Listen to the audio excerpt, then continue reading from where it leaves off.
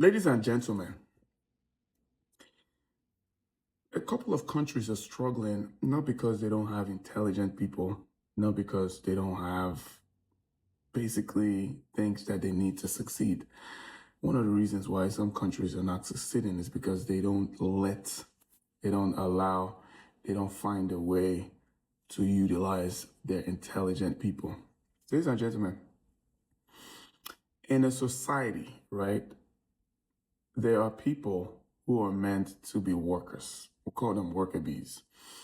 They're very operationally effective. So these people, you give them something to do and they go ahead and do it. They're very good at following instructions. They're also very motivated by things. That's very important, right? Because when you want to motivate them, you tell them, hey, you're going to get respect, you're going to get money, or you're going to get power. And then you put the thing in one place and then you say, to get that, you got to do A, B, C, D, E, and you got to do it every day, loop. And then we're going to do something where you get more of these things, the more you put effort into this, right? And then to even spice it all up, we're going to give you this thing called a degree to show that you have completed this thing, and then you keep going. You get what I'm saying? And that's a majority of the population. They're motivated by things. They're motivated by what those things can make other people see them as. Those people are very important to the society because they run the engine of the society. Basically, you tell them where the engine is, you build the engine for them, you set the direction of where the engine should go, and then they just go and keep the lights on. They keep going. Now, there's another set of people who are, they call them the enforcers, right? They are more motivated by status, and they're more motivated by control, right? They want to control people. And rules, right? They want to control, and they want people to, they want to be the ones enforcing the rules, right? And these are people who, sometimes they could be operational as well, but they're more like people who want to get people to enforce the rules. And they're not necessarily people who are big picture thinkers, right? But they are more motivated by those boundaries, rules, and like some of them have this strong feeling of this has to be right. This is wrong. This is wrong. You have to be punished for this. These are the people that end up being, the police officers, people who enforce the line managers and things like that, right? And they're the smaller subsets than the worker bees, right? And then there's typically a third set of people, right? And these people are kind of like, they're not motivated by money. They're not motivated by things.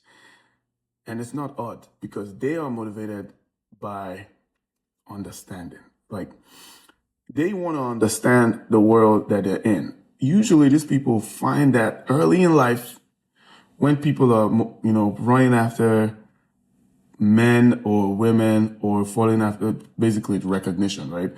They're going after material things and they want the good things of life, These people find out that, they might actually be running after those things, but it's not their core that's running after it. Sometimes peer pressure, sometimes the groups that they belong. But what happens when they're alone or when their mind drifts and it's thinking about existential questions? They're the ones who think about the whys. It's like, why is this thing like this? And like, why do we have to be doing this? It's like, and the curiosity is one thing, but also the underlying thing too is they just kind of like cannot function well if they don't understand how things work, right? Or before you even get to things, how are things things? Naturally, these people gravitate to asking questions that are deeper than the things that we see on a day to day. So these people, they're usually intelligent, but sometimes because they're not motivated by things, of which an extension would be, they're not motivated by grades because the grades in some of the education that we do, it's usually like, okay, if I get a good grade, then I get recognition in my class, or I get good grades and I get a good job and I get salary, and then I keep going and I get promotion. So it's grades, it's learning that's motivated by grades, that's motivated by things. So even though they're intelligent, by virtue of curiosity, curious people end up being knowledgeable just because the curiosity drives them to seek more information. But in grading systems, right, when they give them a body of work to read, for instance, sometimes they spend more time reading. Why? Because they're digesting information to understand and not just to pass exams. These people exist. Usually in common sense societies, or society, let's say not common sense. Common sense usually is just the basic form, right? But in advanced societies, somehow those people go into liberal arts or they go into philosophy. Those are the people that you think about, like Socrates. They're not motivated by money. Sometimes they go into, depending on the society, they go into priesthood or religious societies. And they're mostly the leaders, not just people who are just following the religious school of thought. They have original thoughts. They're like, okay, you know what? We used to worship God this way, and God really said something about this. And some of them are pastors as well. And that's why a lot of people connect to them because they show you a different way to see things. And they don't just chance upon different ways. They don't stumble upon a different ways. They think. They're curious. Not a lot of people in the population, general population, are not that curious. They are curious. They start asking questions. They usually ask some odd questions also. And people are like, hey, man, why are you thinking like that? They usually dismiss because not everybody's thinking like that. Now, these people are what people will call the strategists. Not because it's some fancy word. It's just strategy means that you would have to step back from the day-to-day stuff and start looking at the big picture.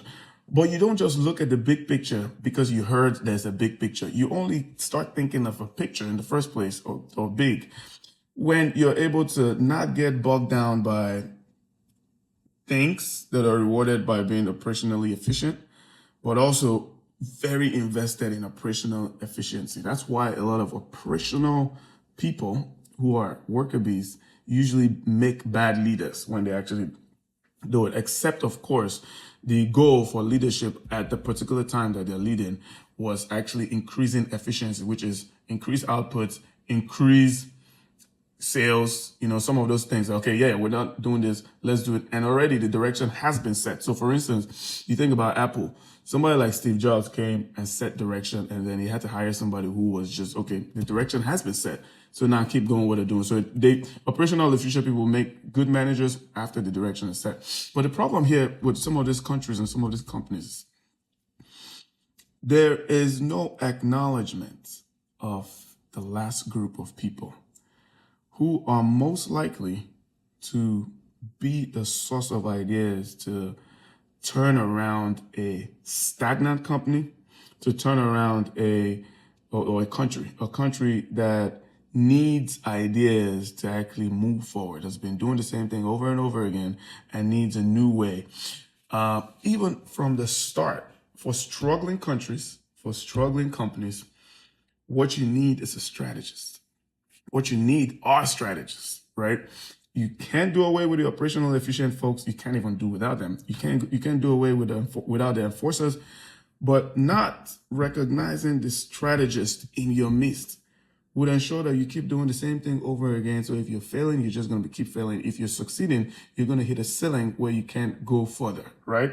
Because these are the folks who, when you get to a full stop, they need to come in and break out that thing. But if your society or your company does not find a way to recognize those people and actually find a way to inject them into your processes, your critical departments, very important, your ministries or your departments at work and all those things, you find out that you are just embracing stagnancy. So that's basically what I wanted to say today. I don't know if you guys resonate with it. Let me know. I'll see you in another video.